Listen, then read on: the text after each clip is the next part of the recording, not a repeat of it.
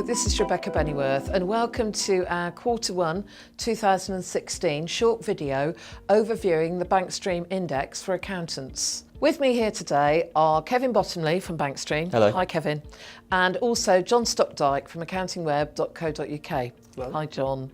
Well, this quarter we've seen a dip in the overall index, so I'm wondering what Kevin makes of it. Yeah, so it's dropped below 7 for the first time, lowest it's ever been. And as you know, Rebecca, the index is three factors that make up the overall index. First of all, there's the practice performance of the last 3 months. Then we've got the practice outlook for the next 3 months, and then also the outlook for small business clients of the practice for the same time period. Interestingly, the practice performance has actually gone up. So the drop is entirely down to concerns about the future. And the real concern that's coming through is small business performance. Practitioners just aren't too confident about their small business clients at the moment. And looking behind the number, I mean, economy is always a concern. But it seems that firms are starting to get worried about the impacts of regulation and red tape on their small business clients. Interesting, because of course accountancy is a profession that is heavily regulated and very much aware of regulation.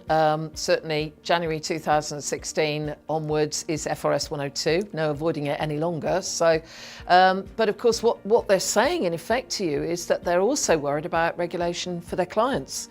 I guess, yeah, you've said the economy, you know, as we're getting into March, we're seeing perhaps a bit of underlying worry about the vote in June. And I guess people are worried either way. It's just uncertainty and that unsettles people.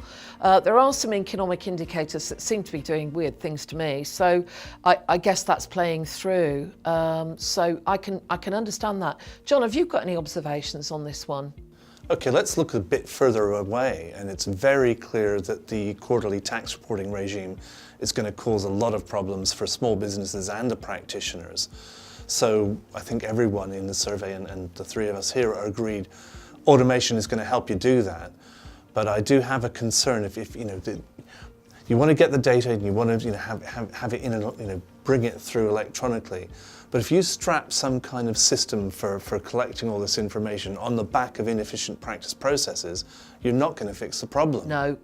A bit like putting a turbocharger on the back of a Morris Minor, you're just going to create a whole new set of problems, aren't you? Yeah, I can see that automation, and I mean that might mean new software, it might mean taking new ways of collecting bank data, like with Bankstream or something like that. I think there's various ways they can do it, but they've got to see it as a process thing rather than just seeing that as the answer to their prayer. If I can come back just for a moment on making tax digital, John, it's a subject very dear to my heart. I've been appointed the head of the Digital Advisory Group by HMRC, and I lead a small group of accountants who are going to be working with HMRC right from the very, very start. Right from now, we're already starting work on the design of what making tax digital might look like. And our role really is to help HMRC understand the needs and the concerns of very small businesses, individuals, and of course the firms that advise them, many of the firms that take part in your questions. So hopefully we'll help HMRC deliver something that's actually workable and won't be too much of a nightmare. It's scary this far out, but there's not a lot of information around yet, and I hope we'll be able to work with HMRC to really influence the outcome. Have you got any thoughts on that, Kevin? So people who responded to the survey will be heartened to hear what you're saying there, because one of the things that always comes through on the index is overwork is the biggest problem. Obviously on the face of it, making tax digital quarterly reporting looks like more work.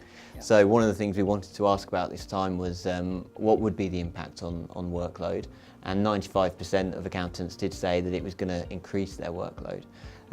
Quite interestingly, I suppose 35% felt that would be a small increase. 40% felt it would be a large increase, and then there was a group of 20% felt it would be a massive increase to their workload. Yeah, we're all doomed, that mob, yeah. That's it, yeah. So, you know, clearly it's coming through that practitioners feel like it's going to be more work for them.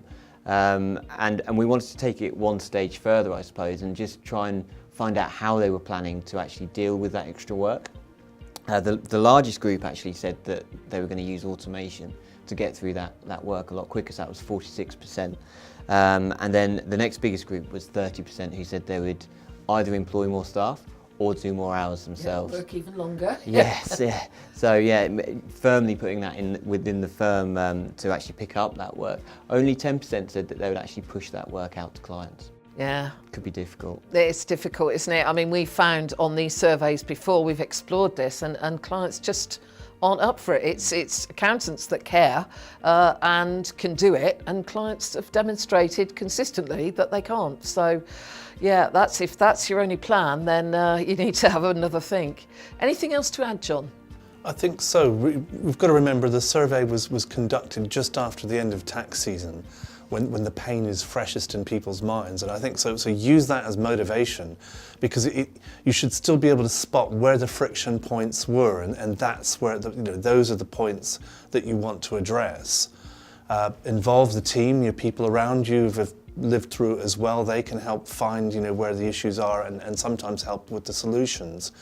And Kevin and I have put together on the back of the research findings a checklist that kind of gives a few more steps that you can take, so that you don't just have an idea to do something in March and then kind of by June, July you're back into the normal rut.